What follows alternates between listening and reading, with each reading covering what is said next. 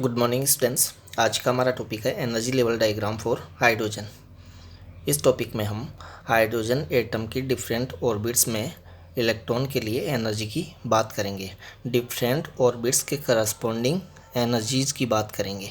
तो देखिए, किसी nth ऑर्बिट में इलेक्ट्रॉन की टोटल एनर्जी के लिए हमने फॉर्मूला ये बताया था एक वीडियो लेक्चर में। देखिए, मैं आपको दिखा देता हूँ फॉर्मूला। हमने जब बोर एटॉमिक मॉडल का मैथमेटिकल एनालिसिस किया था तो उसमें हमने एक डेरिवेशन किया था nth ऑर्बिट में इलेक्ट्रॉन की टोटल एनर्जी के लिए, जो कि हमने kinetic energy and potential energy के सम के इक्वल बताई थी। कौन? Total energy of the revolving electron in nth orbit. तो उसके लिए फॉर्मूला हमने ये बताया था। फिर इस फॉर्मूले में ब्रैकेट के अंदर जो कांस्टेंट टर्म्स है, इनके प्लेस पे इनके वैल्यू पुट करके इसको हम सोल्व करते हैं तो हमें वैल्यू मिला था 13.6 इलेक्ट्रॉन वोल्ट में। जूल में बात करें तो जूल में वैल्यू था 2.18 इंटू 10⁻18 जूल। और जूल को इलेक्ट्रॉन वोल्ट में कन्वर्ट करें किसका डिवाइड करके, 1.6 इंटू 10⁻19 का अगर इसमें डिवाइड कर दें हम तो हमें जो वैल्यू मिलेगा वो मिलेगा 13.6 किसमें, इलेक्ट्रॉन वोल्ट में। इलेक्ट्रॉन वोल्ट भी एनर्जी का यूनिट ही है, जूल भी एनर्जी का ही यूनिट है। तो जूल को इलेक्ट्रॉन वोल्ट में हमने कन्वर्ट किया है 1.6 इंटू 10⁻19 का जूल वाले वैल्यू में डिवाइड करके। क्लियर बात?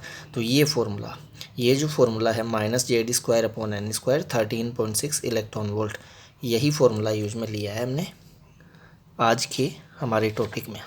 देखिए, En = -(Z²/n²) 13.6 electron volt. Clear बात? ये nth ऑर्बिट में किसी इलेक्ट्रॉन की टोटल एनर्जी का फॉर्मूला है। It means kinetic energy plus potential energy, उसी को हम बोलते थे total energy of the electron in nth orbit. Clear है?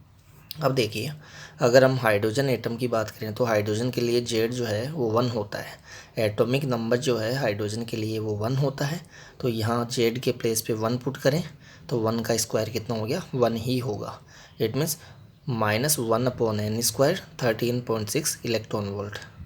तो यही मिला है। देखिए यहाँ पर 1² 1 हो गया, 1 को मल्टीप्लाई किया है 13.6 से तो 13.6 ही रहेगा।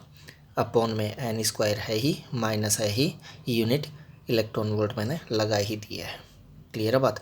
तो इलेक्ट्रॉन वोल्ट में हाइड्रोजन एटम की nth ऑर्बिट में इलेक्ट्रॉन की इतनी टोटल एनर्जी हम बता के चलते हैं। क्लियर है बात? अब देखिए, फर्स्ट ऑर्बिट में हो अगर इलेक्ट्रॉन तो फर्स्ट ऑर्बिट के करस्पॉन्डिंग एनर्जी कितनी होगी, तो हमें फर्स्ट ऑर्बिट के लिए n के प्लेस पे 1 पुट करना होगा। तो यहाँ n के प्लेस पे 1 पुट करेंगे और यहाँ भी n के प्लेस पे 1, तो ये E1 बन जाएगा। इट मीन्स फर्स्ट ऑर्बिट में इलेक्ट्रॉन की टोटल एनर्जी, फर्स्ट ऑर्बिट के करस्पॉन्डिंग टोटल एनर्जी जो है, फर्स्ट एनर्जी लेवल की एनर्जी जो है वो है ये E1। क्लियर बात? हम एनर्जी लेवल बोल रहे हैं, एनर्जी स्टेट बोल रहे हैं, ऑर्बिट बोल रहे हैं, एक ही बात है। या तो मैं क्या बोलूँगा, फर्स्ट ऑर्बिट की एनर्जी, या बोलूँगा फर्स्ट एनर्जी स्टेट की एनर्जी। फर्स्ट एनर्जी स्टेट को हम ग्राउंड स्टेट भी बोलते हैं, तो ग्राउंड स्टेट की एनर्जी भी बोल सकते हैं, या फर्स्ट एनर्जी लेवल की एनर्जी। फर्स्ट एनर्जी लेवल और फर्स्ट एनर्जी स्टेट और फर्स्ट ऑर्बिट और ग्राउंड स्टेट, जो भी हम बोलें। तो E1 = -13.6, n के प्लेस पे 1 पुट करना होगा फर्स्ट ऑर्बिट के लिए, तो 1 और स्क्वायर है ही तो स्क्वायर आ ही जाएगा, 1² 1 ही होगा। तो 1 का डिवाइड करेंगे 13.6 में तो कितना आएगा, 13.6 ही आएगा, नेगेटिव है ही, तो -13.6 इलेक्ट्रॉन वोल्ट। तो फर्स्ट ऑर्बिट में इलेक्ट्रॉन की टोटल एनर्जी -13.6 इलेक्ट्रॉन वोल्ट होती है। यहाँ माइनस का मीनिंग क्या है वो हम पहले ही बता चुके हैं। माइनस का मीनिंग यह है कि इलेक्ट्रॉन जो है वो न्यूक्लियस के अट्रैक्टिव फोर्स से बंधा हुआ है, बाउंड स्टेट में है। क्यों? क्योंकि न्यूक्लियस पर पॉजिटिव चार्ज है, इलेक्ट्रॉन पर नेगेटिव चार्ज होता है, तो न्यूक्लियस का पॉजिटिव चार्ज इलेक्ट्रॉन के नेगेटिव चार्ज को अपनी ओर अट्रैक्ट करेगा। क्लियर है बात? तो बाउंडेड स्टेट में है कौन, इलेक्ट्रॉन, किसके साथ, न्यूक्लियस के साथ। तो ये नेगेटिव साइन हमें उसी बाउंडेड स्टेट के बारे में इंफॉर्मेशन प्रोवाइड करता है। अब देखिए सेकंड ऑर्बिट के करस्पॉन्डिंग अगर हम एनर्जी की बात करें तो सेकंड ऑर्बिट में हो इलेक्ट्रॉन अगर, तो उसकी एनर्जी कितनी होगी, उसकी एनर्जी को हमने E2 बोला है। क्यों, क्योंकि सेकंड ऑर्बिट के लिए हमें यहाँ n के प्लेस पे 2 पुट करना होगा, तो यहाँ भी n के प्लेस पे 2, तो ये हो जाएगा E2 is equal to minus n के प्लेस पे 2 पुट करेंगे, स्क्वायर है ही तो 2 स्क्वायर हो जाएगा, ऊपर -13.6, यहाँ देख लीजिए चाहे यहाँ -13.6 है ही, n के प्लेस पे 2 स्क्वायर हो गया, इलेक्ट्रॉन वोल्ट है ही, माइनस है ही, क्लियर है। तो यहाँ 1 स्क्वायर था डिवाइड में, यहाँ 2 स्क्वायर हो गया, थर्ड ऑर्बिट के लिए वो 3 स्क्वायर हो जाएगा, फोर्थ ऑर्बिट के लिए 4 स्क्वायर हो जाएगा, फिफ्थ ऑर्बिट के लिए 5 स्क्वायर हो जाएगा, सिक्स्थ ऑर्बिट के लिए 6 स्क्वायर हो जाएगा डिनोमिनेटर में, क्लियर बात। तो इस तरीके से आप किसी भी ऑर्बिट के करस्पॉन्डिंग एनर्जी का वैल्यू निकाल सकते हैं। देखिए सेकंड के लिए हमें क्या मिलेगा, 4 का डिवाइड होगा, यहाँ 2 स्क्वायर 4 हो गया, 4 का डिवाइड करेंगे आप किस में, 13.6 में, तो मिलेगा हमें 3.40 इलेक्ट्रॉन वोल्ट, यूनिट तो इलेक्ट्रॉन वोल्ट है ही, कितना मिलेगा वैल्यू 3.40 और नेगेटिव है ही, तो -3.40 इलेक्ट्रॉन वोल्ट। फर्स्ट में थी -13.6 इलेक्ट्रॉन वोल्ट, सेकंड के करस्पॉन्डिंग एनर्जी है -3.40 इलेक्ट्रॉन वोल्ट। ऐसे ही third orbit, third energy level, third state के करस्पॉन्डिंग एनर्जी की आप बात करें तो 3 स्क्वायर हो जाएगा। यहाँ देखिए इस फॉर्मूले में n के प्लेस पे 3, तो 3 स्क्वायर हो जाएगा। 3 स्क्वायर कितना होता है, 9 होता है, तो -13.6 में आप 9 का डिवाइड करेंगे तो मिलेगा -1.51 यूनिट इलेक्ट्रॉन वोल्ट, क्लियर बात। तो थर्ड ऑर्बिट के करस्पॉन्डिंग एनर्जी मिलेगी -1.51 इलेक्ट्रॉन वोल्ट। ऐसे ही फोर्थ ऑर्बिट के करस्पॉन्डिंग देंगे तो 4 स्क्वायर आएगा डिवाइड में, 4 स्क्वायर कितना होता है, 16 होता है, 16 का डिवाइड करेंगे 13.6 में तो मिलेगा 0.85, नेगेटिव है ही, इलेक्ट्रॉन वोल्ट है ही, क्लियर बात। तो फोर्थ ऑर्बिट के करस्पॉन्डिंग एनर्जी मिलेगी -0.85 इलेक्ट्रॉन वोल्ट। ऐसे ही फिफ्थ के करस्पॉन्डिंग 25 का डिवाइड करने से हमें मिलेगी -0.54 इलेक्ट्रॉन वोल्ट। माइनस का मीनिंग मैं बता ही चुका हूँ कि इलेक्ट्रॉन बाउंड स्टेट में है न्यूक्लियस के पॉजिटिव चार्ज के साथ। इट मीन्स अगर हमें इलेक्ट्रॉन को रिलीज करवाना हो न्यूक्लियस के पॉजिटिव चार्ज के अट्रैक्शन से, तो हमें इलेक्ट्रॉन को कुछ एनर्जी प्रोवाइड करनी पड़ेगी, जिसकी हम एक टॉपिक देखेंगे आयनाइजेशन, उसमें बात करेंगे, क्लियर है। तो फर्स्ट ऑर्बिट के करस्पॉन्डिंग एनर्जी -13.6, सेकंड ऑर्बिट के करस्पॉन्डिंग एनर्जी -3.40, थर्ड के करस्पॉन्डिंग -1.51, फोर्थ के करस्पॉन्डिंग -0.85, फिफ्थ के करस्पॉन्डिंग -0.54। सब किस में है, ये इलेक्ट्रॉन वोल्ट में है और नेगेटिव में है, ये भी ध्यान रखिएगा, क्लियर है। देखिए जैसे जैसे हम न्यूक्लियस से दूर जाते जा रहे हैं, देखिए इसके लिए n=1 था, इसके लिए 2, इसके लिए n=3, फिर 4, फिर 5, तो अब न्यूक्लियस से दूर होते जा रहे हैं। n=1 वाली जो ऑर्बिट है वो न्यूक्लियस के सबसे ज़्यादा पास है, तो न्यूक्लियस के सबसे ज़्यादा पास वाली जो ऑर्बिट है उसमें एनर्जी जो है वो सबसे कम है। इसको हम सबसे कम एनर्जी इसलिए बोल रहे हैं क्योंकि ये नेगेटिव में है। देखिए नेगेटिव साइन छोड़कर देखिए एक बार आप, ये 13.6, ये 3.40, ये 1.51, ये 0.85, ये 0.54। तो अगर मैं नेगेटिव साइन को छोड़कर बात करूं तब तो हम बोलेंगे, तब तो हम देखें तो इसमें सबसे ज़्यादा एनर्जी बता के चलेंगे ये 13.6। लेकिन चूँकि इन सब के साथ क्या है, नेगेटिव साइन भी है, नेगेटिव में है ये एनर्जीज, इसीलिए नेगेटिव में जो वैल्यू सबसे बड़ा होता है, ये वैल्यू सबसे बड़ा है। ये जो मैंने यहाँ 5 वैल्यूज आपको दिखाए हैं, 5 एनर्जी जो आपको दिखाई है उसमें सबसे ज़्यादा न्यूमेरिकल वैल्यू है फर्स्ट ऑर्बिट के लिए। देखिए ये 13.6 है, फिर ये 13.6 से कम, फिर इससे कम ये, फिर इससे कम ये, फिर इससे कम ये। लेकिन ये कम मैं किस में बोल रहा हूँ, कम कब बोल रहा हूँ, जब मैं केवल न्यूमेरिकल वैल्यू को देख रहा हूँ। लेकिन अगर आप साथ में साइन को भी कंसीडर करके चलेंगे तो फिर साइन को कंसीडर करेंगे तो इतना हम जानते हैं कि नेगेटिव में जो वैल्यू सबसे बड़ा है वो सबसे छोटा बताया जाएगा। तो इसका मीनिंग क्या हुआ, फर्स्ट ऑर्बिट में इलेक्ट्रॉन की एनर्जी सबसे कम, सेकंड में उससे ज़्यादा, थर्ड में उससे ज़्यादा, फोर्थ में उससे ज़्यादा, फिफ्थ में उससे ज़्यादा। तो जैसे जैसे हम न्यूक्लियस से दूर की ऑर्बिट्स की ओर जाते जा रहे हैं वैसे वैसे इलेक्ट्रॉन की जो टोटल एनर्जी है वो इंक्रीज होती जा रही है। क्लियर है बात। अब न्यूक्लियस से इन्फिनिटी डिस्टेंस वाली ऑर्बिट की बात करें, इट मीन्स उस ऑर्बिट की बात करें जहाँ पर न्यूक्लियस का अट्रैक्टिव फोर्स लगता ही नहीं है इलेक्ट्रॉन पर, उसको हम इन्फिनिटी ऑर्बिट बोलते हैं। तो वहाँ एन के प्लेस पे फिर हमें इनफाइनाइट पुट करना होगा, तो एन के प्लेस पे यहाँ इनफाइनाइट पुट करेंगे तो इनफाइनाइट स्क्वायर भी इनफाइनाइट लेंगे, तो इनफाइनाइट का डिवाइड करेंगे 13.6 में तो जीरो मिलेगा, तो उसके करस्पॉन्डिंग एनर्जी जीरो होगी। तो जीरो जो है वो एनर्जी का सब मैक्सिमम वैल्यू है। क्लियर बात। मिनिमम वैल्यू फर्स्ट ऑर्बिट में, मैक्सिमम वैल्यू हम कहाँ बता के चल रहे हैं, इन्फिनिटी वाली ऑर्बिट में। तो जैसे जैसे हम न्यूक्लियस से दूर की ओर मूव करते जा रहे हैं वैसे वैसे एनर्जी का जो वैल्यू है, एनर्जी जो है वो इंक्रीज होती जा रही है। इन्फिनिटी वाली ऑर्बिट के करस्पॉन्डिंग एनर्जी जीरो है जो कि मैक्सिमम वैल्यू है एनर्जी का। फर्स्ट वाली ऑर्बिट के करस्पॉन्डिंग एनर्जी का वैल्यू है -13.6 इलेक्ट्रॉन वोल्ट जो कि मिनिमम वैल्यू है एनर्जी का। तो minimum value of energy -13.6 electron volt, maximum value of energy zero. Clear है बात। देखिए यहाँ हमने डिफरेंट ऑर्बिट्स के करस्पॉन्डिंग एनर्जी स्टेट्स बताए हैं। फर्स्ट में हमने -13.6 बताया था। n=1 के करस्पॉन्डिंग एनर्जी हमने बताई थी E1=-13.6 इलेक्ट्रॉन वोल्ट। n=2 के करस्पॉन्डिंग हमने एनर्जी बताई थी E2=-3.40 इलेक्ट्रॉन वोल्ट। n=3 के करस्पॉन्डिंग हमने एनर्जी बताई थी E3=-1.51 इलेक्ट्रॉन वोल्ट। n=4 के करस्पॉन्डिंग हमने एनर्जी बताई थी E4=-0.85 इलेक्ट्रॉन वोल्ट। n=5 के करस्पॉन्डिंग हमने एनर्जी बताई थी E5=-0.54 इलेक्ट्रॉन वोल्ट।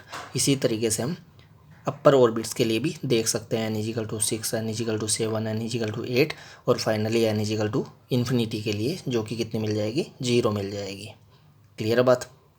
अब देखिए इनके बीच का एनर्जी डिफरेंस देखिए आप, एनर्जी डिफरेंस ये है 13.6, उसके बाद में ये है 3.40।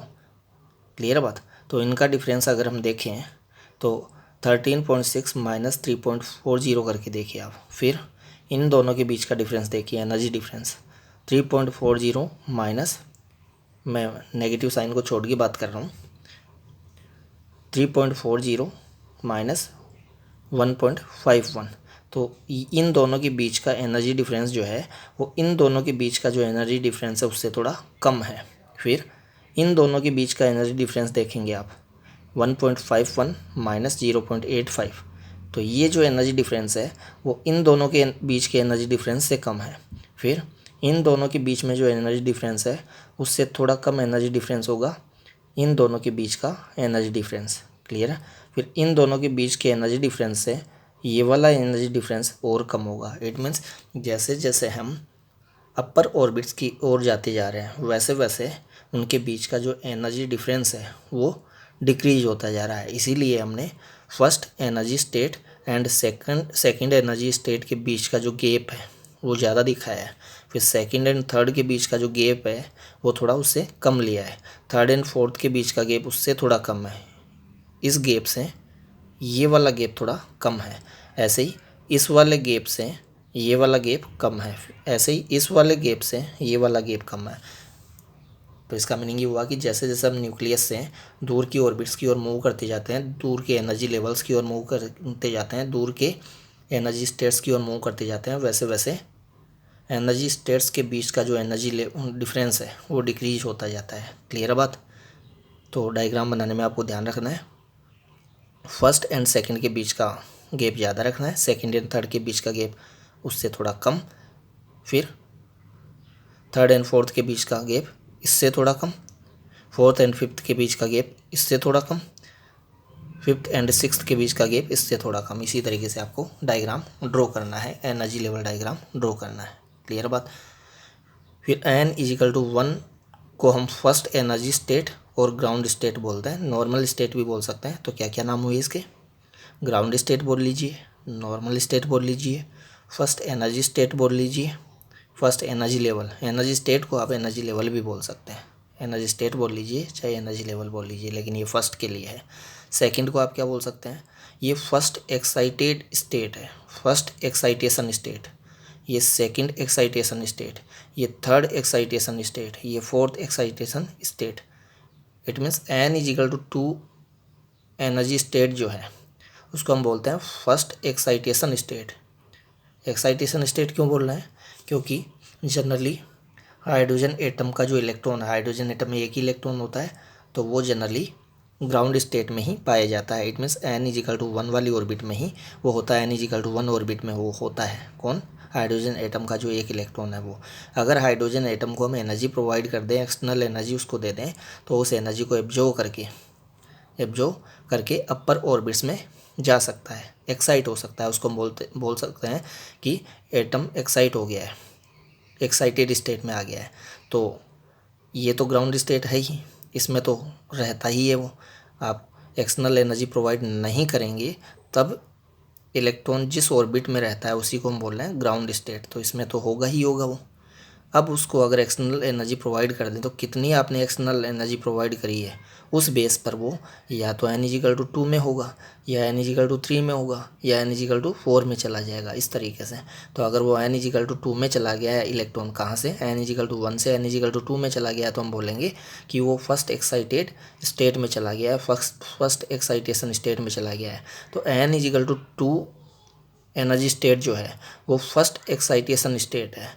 n इजिकल टू 3 वाली एनर्जी स्टेट जो है वो सेकंड एक्साइटेड स्टेट है, ये थर्ड एक्साइटेड स्टेट है। क्लियर है? तो n इजिकल टू 4 जो है वो थर्ड एक्साइटेड स्टेट है, ध्यान रखिएगा। n इजिकल टू 4 जो है वो थर्ड एक्साइटेड स्टेट है, n is equal to 3 second excited state है, n is equal to 2 first excited state है। और इसमें तो वो रहता ही है जब वो एक्साइटेड स्टेट में नहीं होता है तब, इसीलिए इसको बोला है ग्राउंड स्टेट और नॉर्मल स्टेट। क्लियर बात? तो इन सब स्टेट्स को n इजिकल टू 1 से ऊपर वाली जो सारी स्टेट्स हैं उनको हम बोलते हैं एक्साइटेड स्टेट्स। क्लियर बात? एक्साइटेड स्टेट्स क्यों बोलते हैं? क्योंकि इलेक्ट्रॉन एक ही होता है हाइड्रोजन एटम में जो n is equal to first orbit में पाया जाता है, जब उसको कोई एनर्जी हम एक्सटर्नली प्रोवाइड नहीं करते हैं तब। अब एक्सटर्नली एनर्जी प्रोवाइड की जाए, उसको एक्सटर्नल एनर्जी प्रोवाइड की जाए, तो कितनी एनर्जी आपने प्रोवाइड की है उस बेस पर वो अपर ऑर्बिट्स में ट्रांजिशन कर जाएगा, अपर ऑर्बिट्स में जंप कर जाएगा। अब कितनी एनर्जी की रिक्वायरमेंट होगी किसी एक एनर्जी स्टेट से किसी दूसरी एनर्जी स्टेट में जाने के लिए, तो हमें उन दोनों एनर्जी स्टेट्स की एनर्जी का डिफरेंस करना होगा। फॉर एग्जांपल, वो फर्स्ट एनर्जी स्टेट में है, ग्राउंड स्टेट में है, अगर उसको सेकंड एनर्जी स्टेट में जाना हो तो कितनी एनर्जी की रिक्वायरमेंट होगी? E2 minus E1, E2 minus E1 करके आप निकाल सकते हैं।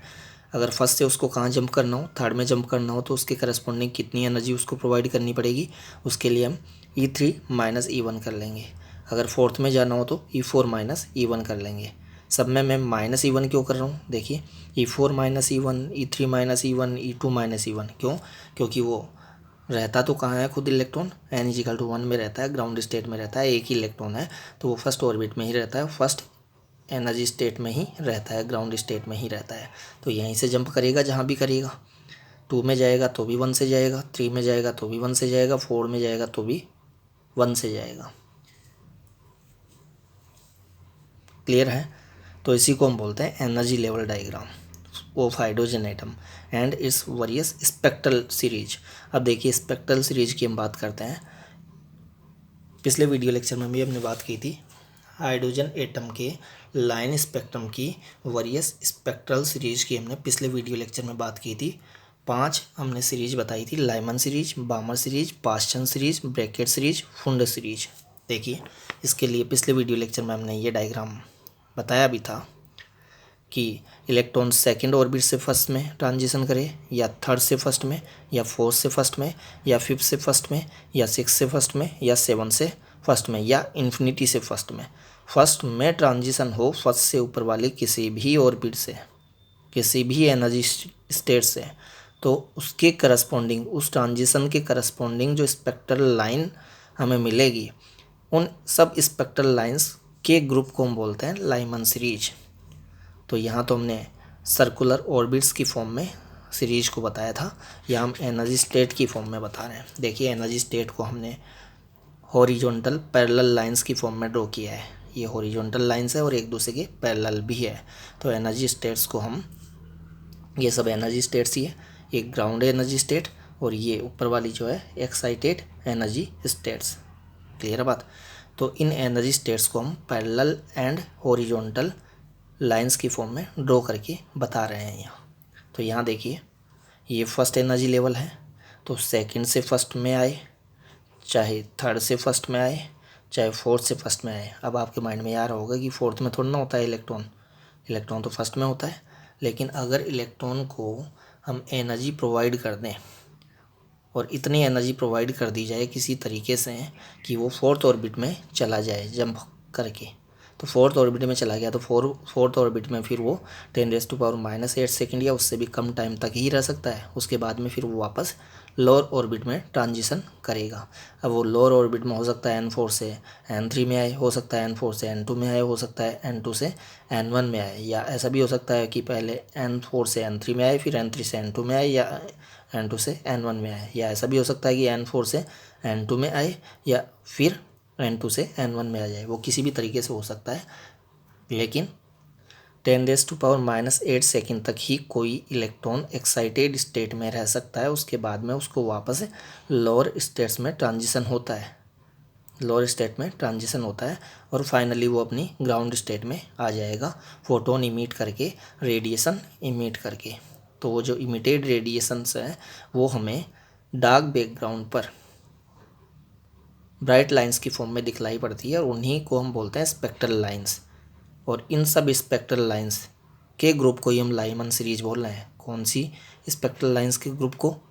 उन स्पेक्ट्रल लाइंस के ग्रुप को जो कि n=1 एनर्जी स्टेट में ट्रांजिशन के करस्पॉन्डिंग है। n=1 से ऊपर वाली किसी भी एक्साइटेड स्टेट से, देखिए सेकंड एनर्जी स्टेट से फर्स्ट एनर्जी स्टेट में ट्रांजिशन हो, चाहे थर्ड से फर्स्ट में हो, चाहे फोर्थ से फर्स्ट में हो, चाहे फिफ्थ से फर्स्ट में हो, चाहे सिक्स से फर्स्ट में हो, चाहे सेवन से, चाहे इन्फिनिटी से फर्स्ट में ट्रांजिशन हो, फर्स्ट एनर्जी लेवल में, फर्स्ट एनर्जी स्टेट में ट्रांजिशन हो, तो उस ट्रांजिशन के करस्पॉन्डिंग जो स्पेक्ट्रल लाइन्स हमें मिलेगी उन सबके ग्रुप को हम लाइमन सीरीज बोलेंगे। ऐसे ही ट्रांजिशन अगर सेकेंड एनर्जी स्टेट में हो, सेकेंड ऑर्बिट में इलेक्ट्रॉन का ट्रांजिशन होता हो, सेकेंड ऑर्बिट से ऊपर वाली किसी भी ऑर्बिट से, अब सेकेंड से ऊपर कौन कौन हो सकती है, थर्ड से सेकेंड में हो, या फोर्थ से सेकेंड में हो, या फिफ्थ से सेकेंड में हो, या सिक्स से सेकेंड में हो, सेवन से सेकेंड में हो, फाइनली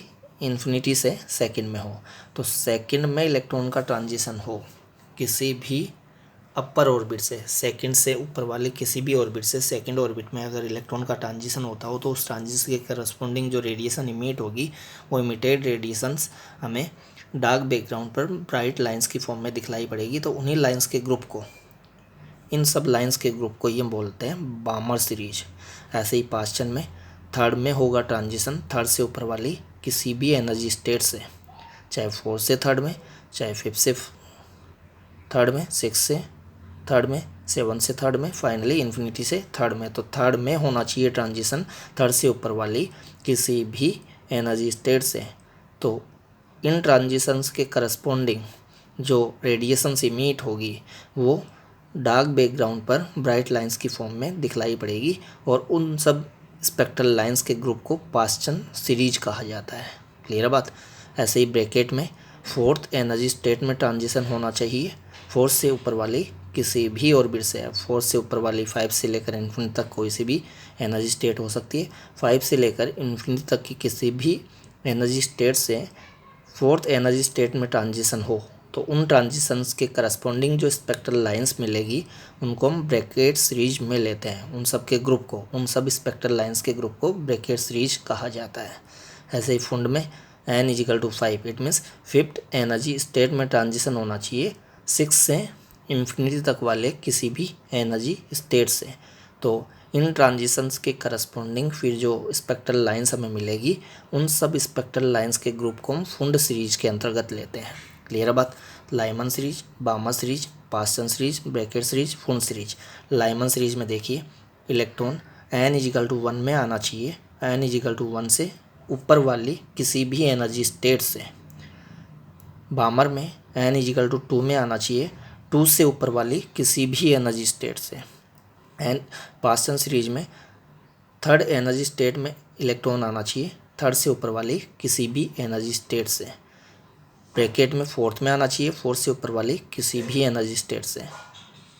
फुंड में फिफ्थ में ट्रांजिशन होना चाहिए, फिफ्थ से ऊपर वाली किसी भी एनर्जी स्टेट से। एनर्जी स्टेट बोल लीजिए, ऑर्बिट बोल लीजिए, जो भी है, क्योंकि हर ऑर्बिट के करस्पॉन्डिंग अपना एक एनर्जी लेवल होता है, क्योंकि एक ऑर्बिट के करस्पॉन्डिंग एक स्पेसिफिक एनर्जी का लेवल होता है, एक स्पेसिफिक एनर्जी होती है, एक स्पेसिफिक एनर्जी होती है। अभी हमने फॉर्मूला बताया भी है, En=-13.6/n² इलेक्ट्रॉन वोल्ट। तो n के एक वैल्यू के करस्पॉन्डिंग, n के किसी एक स्पेसिफिक वैल्यू के करस्पॉन्डिंग E का एक स्पेसिफिक वैल्यू ही मिलेगा। तो हर ऑर्बिट के करस्पॉन्डिंग अपनी एक एनर्जी होती है, अपना एक एनर्जी लेवल होता है, अपना एक एनर्जी स्टेट होता है। क्लियर है बात। तो ये जो एनर्जी स्टेट्स हमने बताई है वो ऑर्बिट्स के लिए ही बताई है। फर्स्ट ऑर्बिट के लिए ये एनर्जी स्टेट, सेकंड ऑर्बिट के लिए ये एनर्जी स्टेट, थर्ड के लिए ये। और जैसे जैसे आप ऊपर की ओर जाते जा रहे हैं, इट मीन्स न्यूक्लियस से दूर जाते जा रहे हैं, वैसे वैसे एनर्जी स्टेट्स के बीच का जो एनर्जी डिफरेंस है वो डिक्रीज होता जा रहा है, डिक्रीज होता जा रहा है। क्लियर है बात। अब देखिए ये जो n=∞ वाली ऑर्बिट हम बता के चल रहे हैं, ये ऑर्बिट वो ऑर्बिट है जिस ऑर्बिट में अगर इलेक्ट्रॉन हो तो उस पर न्यूक्लियस का कोई अट्रैक्टिव फोर्स नहीं लगता है, न्यूक्लियस का अट्रैक्टिव फोर्स उस पर ज़ीरो हो जाता है। इट मीन्स वो न्यूक्लियस के अट्रैक्टिव फोर्स के बाउंडेशन से फ्री हो गया है, वो रिलीज हो गया है एटम से। इसीलिए हमने बोला है आयनाइज्ड स्टेट्स। तो इससे ऊपर वाली जो भी स्टेट्स होगी, जीरो एनर्जी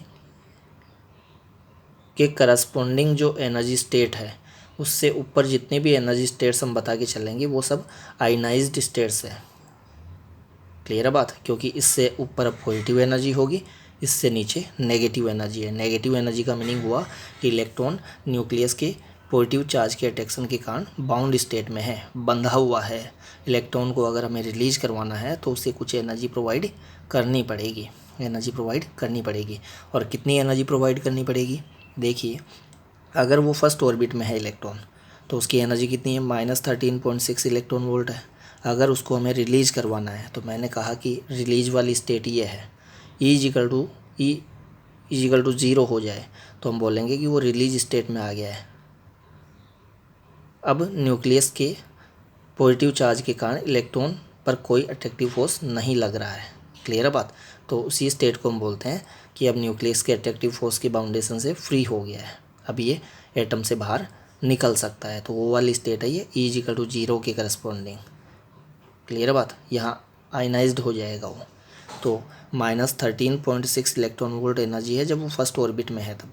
तो उसको अगर 13.6 एनर्जी इलेक्ट्रॉन वोल्ट एनर्जी और प्रोवाइड कर दी जाए तो -13.6 तो उसके पास है ही ऑलरेडी। अगर उसको 13.6 और दे दें तो कितनी हो जाएगी, टोटल 0 हो जाएगी। ये माइनस में है, जितना माइनस में है उतना ही अगर मैं प्लस में इसमें ऐड कर दूं तो 0 हो जाएगा। इट मीन्स वो रिलीज हो जाएगा, वो इलेक्ट्रॉन जो है वो रिलीज हो जाएगा न्यूक्लियस के अट्रैक्टिव फोर्स की बाउंडेशन से। उसी को हम बोलते हैं कि इलेक्ट्रॉन एटम से बाहर निकल गया, एटम आयन बन गया, आयनाइज्ड हो गया। क्लियर है बात। अब 13.6 से ज़्यादा एनर्जी देंगे तो फिर उसमें कुछ एनर्जी भी होगी, इलेक्ट्रॉन जो बाहर निकला है उसमें कुछ काइनेटिक एनर्जी भी होगी। लेकिन अगर आप एग्जैक्ट उसको 13.6 इलेक्ट्रॉन वोल्ट एनर्जी देते हैं तो -13.6 उसके पास है, 13.6 आपने दे दी तो टोटल कितना हुआ, 0 हो गया। 0 हो गया तो इलेक्ट्रॉन रिलीज हो गया है, लेकिन उसकी काइनेटिक एनर्जी 0 है। अगर आप 13.6 से उसको ज़्यादा दे देंगे तो रिलीज तो हो ही जाएगा, साथ ही साथ उसमें कुछ काइनेटिक एनर्जी भी होगी। क्लियर है बात। तो इस वाले एनर्जी स्टेट्स से इधर की जो एनर्जी स्टेट्स है उनमें एनर्जी पॉजिटिव बताई जाएगी, इससे नीचे वाले में एनर्जी नेगेटिव बताई जा रही है। दिख रहा है आपको। क्लियर बात। इट मीन्स इस एनर्जी स्टेट से नीचे के किसी एनर्जी स्टेट में है इलेक्ट्रॉन, तो उसको रिलीज करवाने के लिए, उसको एटम से बाहर निकालने के लिए हमें उसको कुछ एनर्जी प्रोवाइड करनी पड़ेगी। क्लियर बात।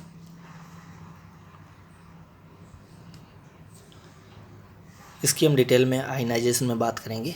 नेक्स्ट वीडियो लेक्चर में हम excitation energy and ionisation energy की बात करेंगे, जिसमें हम डिटेल में बात करेंगे। एक्साइटेशन एनर्जी में हम एक एनर्जी स्टेट से दूसरे एनर्जी स्टेट में एक्साइटेशन की बात करेंगे, जबकि आयनाइजेशन में हम उसके ग्राउंड स्टेट से जीरो एनर्जी के करस्पॉन्डिंग जो स्टेट है वहाँ ले जाने की बात करेंगे। इट मीन्स n=1 से n=∞ में ले जाने के लिए एनर्जी कितनी रिक्वायर्ड होगी उसकी बात करेंगे आयनाइजेशन में, क्योंकि आयनाइजेशन में तो हमें उसको बाहर ही निकालना होता है इलेक्ट्रॉन को, जबकि एक्साइटेशन में किसी लोअर एनर्जी स्टेट से किसी अपर एनर्जी स्टेट में ट्रांजिशन करवाना होता है। जैसे फर्स्ट से सेकंड में ट्रांजिशन करवाना हो तो कितनी एनर्जी की रिक्वायरमेंट होगी, तो सेकंड माइनस थर्ड फर्स्ट करना होगा। ये बात आप ध्यान रखिएगा। जैसे जैसे हम इधर जा रहे हैं वैसे वैसे एनर्जी इंक्रीज होती जा रही है। नेगेटिव साइन छोड़कर आप बात करते हैं तब तो इधर जाने पर एनर्जी देखिए डिक्रीज हो रही है, लेकिन विद साइन बात करनी होगी हमें, और विद साइन जब बात करेंगे तो इधर जाने पर एनर्जी इंक्रीज होती जा रही है, और ये एनर्जी का मैक्सिमम वैल्यू है, ये मिनिमम वैल्यू है। तो न्यूक्लियस के पास वाली ऑर्बिट में एनर्जी का मिनिमम वैल्यू होता है इलेक्ट्रॉन के लिए, और न्यूक्लियस से सबसे ज़्यादा दूर जो होती है ऑर्बिट, उसमें इलेक्ट्रॉन की एनर्जी सबसे ज़्यादा होती है, क्योंकि उस पर न्यूक्लियस के पॉजिटिव चार्ज का अट्रैक्टिव फोर्स नेग्लिजिबल लग रहा होता है, तो उसकी एनर्जी ज़्यादा होती है। क्लियर बात।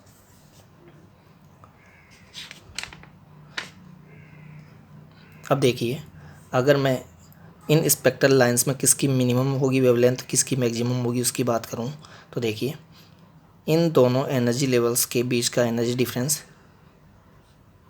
कम है, जबकि इन्फिनिटी एंड इसके बीच का एनर्जी डिफरेंस ज़्यादा है। तो एनर्जी डिफरेंस जहाँ ज़्यादा होता है हमें फ्रीक्वेंसी भी ज़्यादा मिलेगी, वेवलेंथ कम मिलेगी।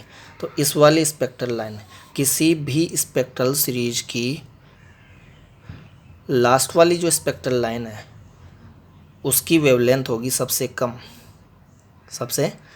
और सबसे फर्स्ट वाली जो स्पेक्ट्रल लाइन है उसकी वेवलेंथ होगी सबसे ज़्यादा, क्योंकि एनर्जी डिफरेंस सबसे कम, फ्रीक्वेंसी सबसे कम, तो वेवलेंथ सबसे ज़्यादा। या आप किसी भी सीरीज के लिए बोल सकते हैं, हर सीरीज की, किसी भी सीरीज की फर्स्ट स्पेक्ट्रल लाइन की वेवलेंथ सबसे ज़्यादा, लास्ट स्पेक्ट्रल लाइन की वेवलेंथ सबसे कम। लास्ट स्पेक्ट्रल लाइन कौन सी बोल रहा हूँ, इन्फिनिटी से सेकंड में आने के लिए, यहाँ इसमें इन्फिनिटी से थर्ड में आने के लिए, इसमें इन्फिनिटी से फोर्थ में आने के लिए, इन्फिनिटी से फिफ्थ में आने के लिए वो लास्ट है। और फर्स्ट सबकी कौन सी है, इसकी फर्स्ट होगी सेकंड से फर्स्ट में, इसकी फर्स्ट होगी थर्ड से सेकंड में, इसकी फर्स्ट होगी फोर्थ से थर्ड में, इस तरीके से। तो फर्स्ट वाले की जो वेवलेंथ है वो सबसे ज़्यादा, और लास्ट वाली स्पेक्ट्रल लाइन है उसकी वेवलेंथ सबसे कम होती है। क्लियर है। तो ये हमारा टॉपिक कंप्लीट होता है, energy level diagram for hydrogen. Thank you.